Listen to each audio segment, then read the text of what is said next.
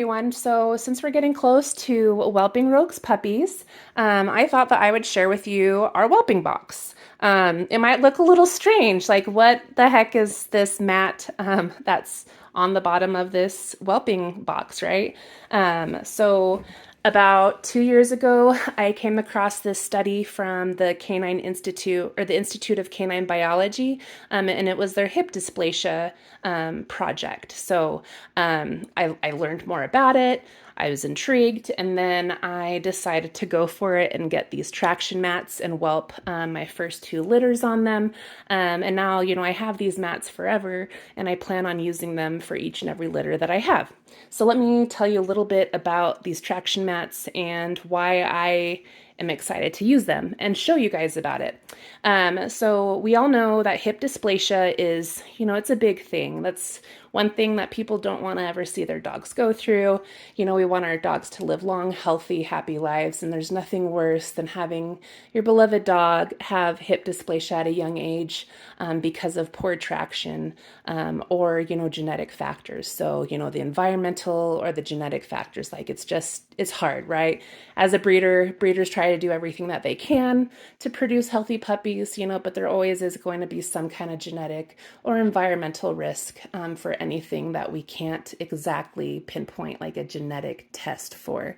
There is some genetic testing in the works to try and figure out if there's a gene that contributes to hip dysplasia, but unfortunately, it's not coming out soon enough to where people would be able to use that in their programs to make better breeding choices. So that's why it's always really important that breeders do all the OFA chick recommended testing. Obviously, like I've said before, there is a genetic factor, but there is a lot of environmental factors, such as, if the puppies slipped a lot, got injured, didn't have good traction as a puppy, went up and down stairs, jumped out of back of pickups, all those kind of things, right? So a number of things can contribute to hip dysplasia besides genetics. So the one thing that I'm doing as a breeder is I'm trying to help reduce that risk at home the second that they come out into the world and take their first breath. So with this, you can see there's different sized holes, and this is their first version. I have the newer version of mats here too, but this is the first version that they put out, and you can see that they have smaller holes and stuff. So what that does is it helps the puppies when they're crawling to mom or, whatever, crawling to each other. It helps give them traction so that they're not overextending those back hips and ripping those ligaments in their hip joint, which causes laxity. So based on their science and their projects that they've put out there. So by providing better traction, it's helping them get their feet under them and not so far behind and overextending, where it's going to cause those hips to be more lax. So I use these mats for the first 4 to 5 weeks of life. I use them until puppies can nurse standing up without any problems.